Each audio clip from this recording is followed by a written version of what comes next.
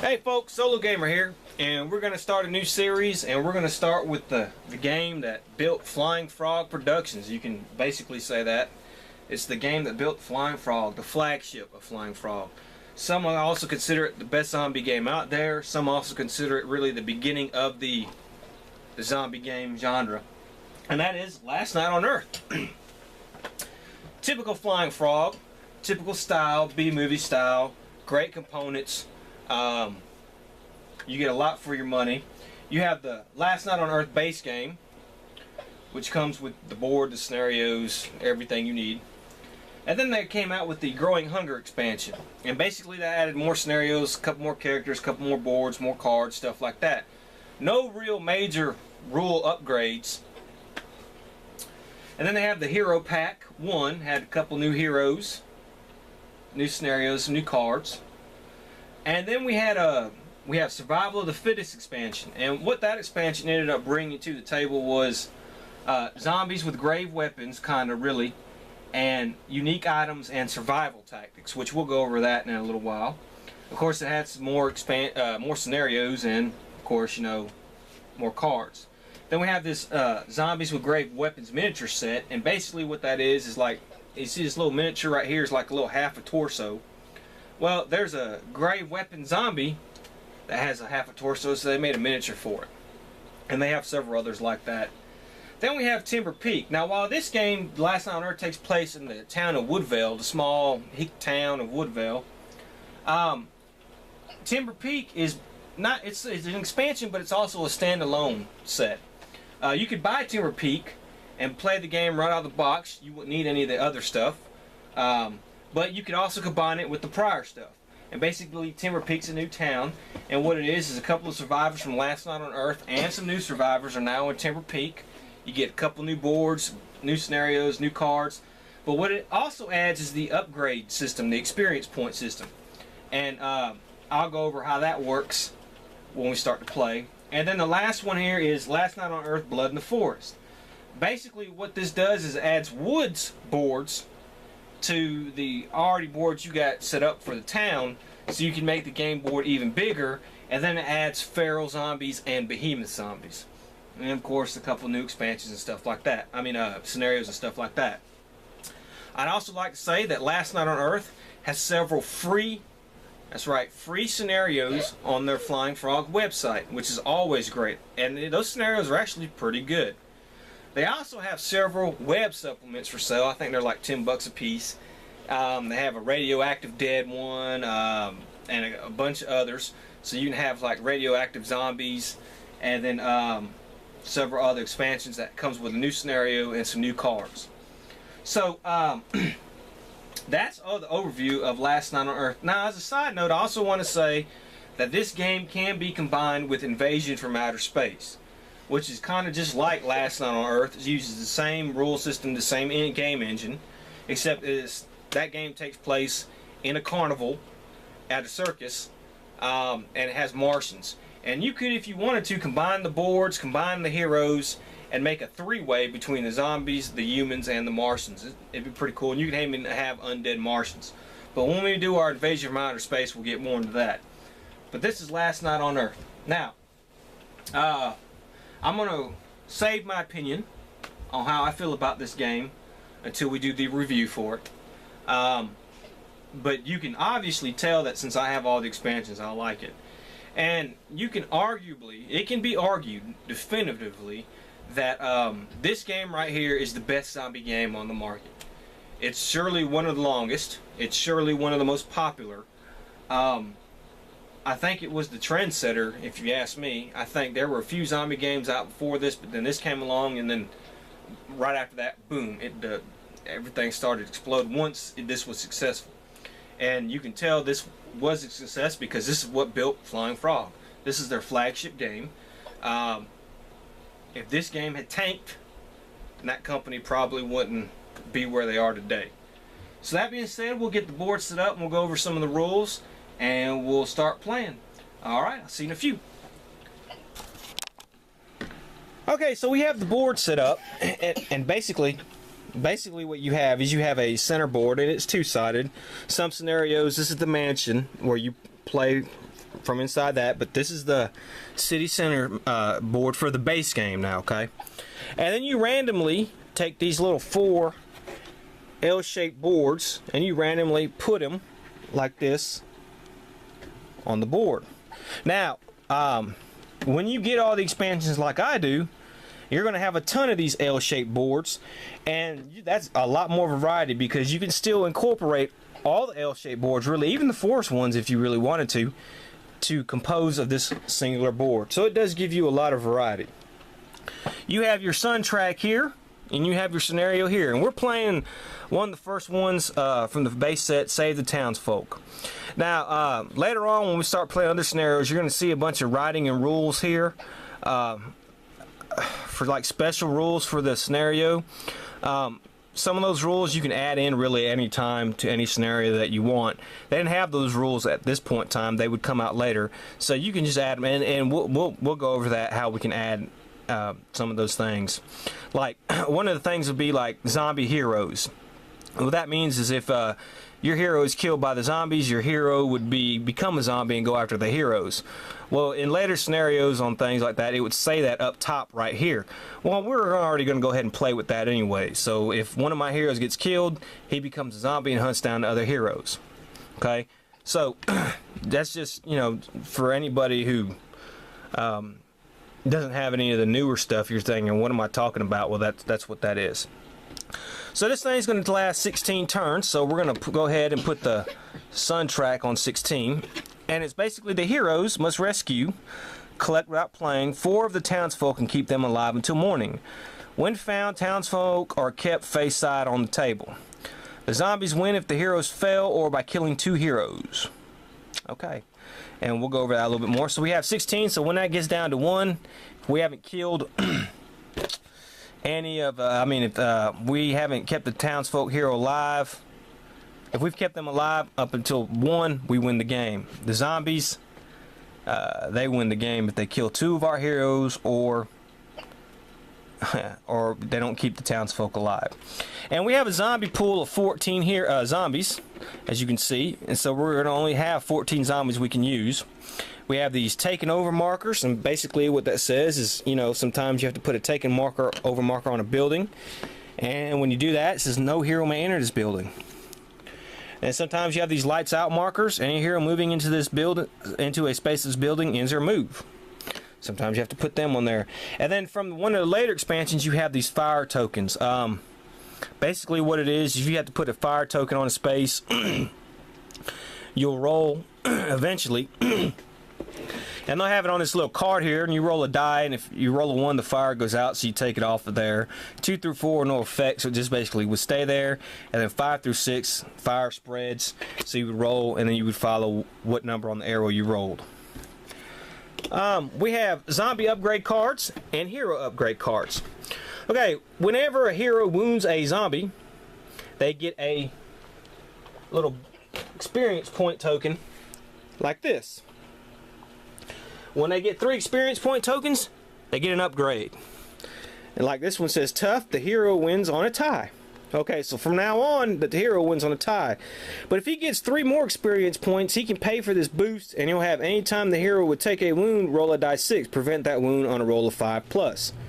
So you not only would get that ability, but then he would get this ability too if you put 3 on there to boost it up. And the hero can have as many upgrades as they want. Zombies, collectively, whenever they wound a hero, they get 1 experience point, and when they get 3, they can get a zombie card. And zombies cards most of the time are one-time use thing. You use it, you get rid of it, you can buy another one, you know, use that one, get rid of it, buy another one. And like it'll tell you right here, 1 use. Choose a hero, roll a die 6 for each hero upgrade they have. On the roll of 5 or 6, discard that hero upgrade. So we have our hero deck, which is what the heroes are going to be trying to get weapons, items, event cards, and stuff like that. And we have the zombie deck, and the zombie player will have a hand of 4 of these zombie cards. We have the zombies with grave weapons deck, and the way this thing works is when you spawn zombies, if you want, you can take 2 of those zombies that you spawn and take them off and put 1 zombie with grave weapons there. I usually only play with one grave weapon zombie per game, but you can have as many as you want as long as you're willing to give up your zombies. So let's say if I were to spawn 6 zombies for my first turn, I would only spawn 4, and then it would cost me the 2 other to put the grave zombie down there. And these are usually special. Some comes with machetes, some come with pitchforks, some are fat, and this one's a crawling torso, and this thing may now move 2 spaces instead of its normal move.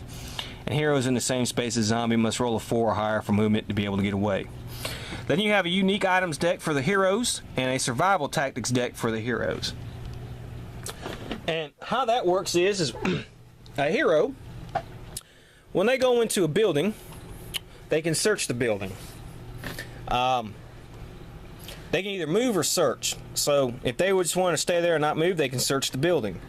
Well, you would get a card from the hero deck.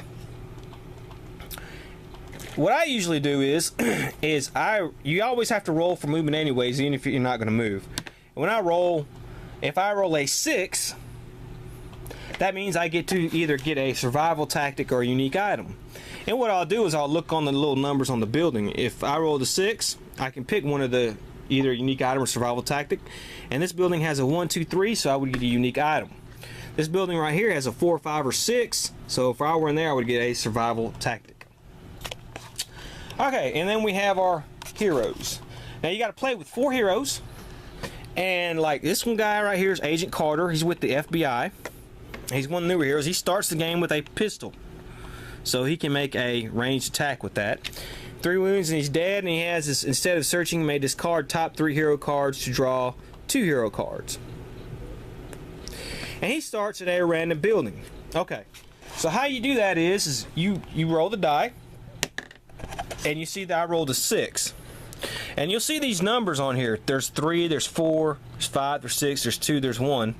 Let's say I want to roll 5, okay? So I rolled a 5, so he's going to be on this board. He's going to start somewhere on this board. So let me roll to see where he's going to start. If I roll a 1, 2, or 3, he's going to start here. If I roll a 4, 5, or 6, he's going to start in here. I rolled a 2, so he will start over here in the bowling alley, and I put him anywhere I want in the bowling alley. Okay, Johnny here, he starts in the gym. Okay, and the gym is right there, so we'll put him anywhere we want in there. And he's tough. He wins fights on a tie, and when entering a space with a zombie, may immediately fight the zombie and continue moving. Okay, so let's bring that up right now. Let's say I were to move 1, 2, 3. I have to stop my movement. I can't move anymore. Anytime you enter space with a zombie, you have to stop your movement. But Johnny here, he can fight the zombie, and if he beats the zombie, he can keep moving. Okay? If he doesn't beat the zombie, though, he can't keep moving. So we put Johnny back there. And he's youth. He may give a move action to fully heal. We have Victor here. He's the escaped prisoner. And he starts at the police station. And we have the police station right here. So let's put him there. And he starts the game with a zombie card, I Don't Trust Him. He may ignore locked doors. And he rolls an extra fight dice for each hand weapon he has. Then we have Sheriff Anderson. He starts in the police station, so we put him there. And he starts the game with a revolver, which is a ranged weapon. And he has a man of action. Instead of searching, may take a revolver from the discard pile. Now, that's one other thing I want to mention is if, like Johnny, he starts at the gym, but let's say the gym wasn't on the board. We had another board here, and the gym wasn't just on there. We'd have to start him in the center of the town. If their building that they don't start in is not on the board, their building they start in is not on the board, then you put them in the center of town. But for that reward, they get a free hero card at the beginning of the game. Okay, so we're going to go over and start playing, and we'll go over how the rules are turn by turn, okay? So the zombie always starts first, okay? So what you're going to do at the beginning of the game is you're going to roll 2 dice. And I rolled 2, which is god-awful. So I can only spawn 2 zombies. And you have to put them on these red X's, and you got to try to make it even. You can't have 5 here and then 1 here, okay? That's not going to happen. So that was pretty bad for the zombie. Okay, so we spawned 2 zombies, which is terrible. Okay, so the first thing you do each zombie turn is you move the sun track. Now that was we spawned the zombies. That was for the game start. That wasn't for their turn, really. Okay, so we moved the sun track. Now on the first turn of the game, you just put the sun track on what number it's supposed to be. This one's 16 turns, so we just put it on number 16. Then we have draw new zombie cards. Now, the zombies get a hand of 4. Unless special rules tell you they get a hand of 6, but they get a hand of 4 for the most games. And you can play them whenever you want. Alright? Play to cancel a townsfolk card, no. Or play at the start of a zombie turn to place a zombie from your zombie pool into any space adjacent to a hero. Okay, which we might do that. So we're going to put a zombie next to Johnny in the gym. This is an extra fight dice. Play this card to move a zombie D6 spaces instead of its normal move. Alright, we'll probably play that. Why not? And we'll move him 1, 2, 3. Okay. And let's go over movement a little bit now real quick. Alright. Heroes cannot move through walls. Supposedly, zombies can move through walls. But I don't play that way. That's just kind of unrealistic to me. I'm sorry, I don't play it like that. You can move diagonal, but if you're coming out of a building, you could not move diagonally because you see that black line, that's the wall. You couldn't go like that. You have to come out and then go that way. But then you can move diagonal that way. Okay? But any other time, as long as there's not a wall or something there, you can move diagonal.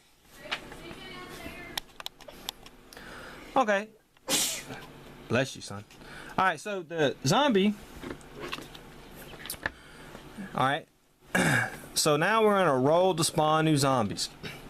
And how does that work? Well, you roll 2 die. And if you roll higher than the number of zombies you have on the board, that means you'll get to spawn new zombies. Now, we only have 3 zombies on the board, so it's obviously, we're pretty much assured to spawn new zombies. Alright, so we rolled a 7, so we will get to spawn new zombies. Then we get to move zombies.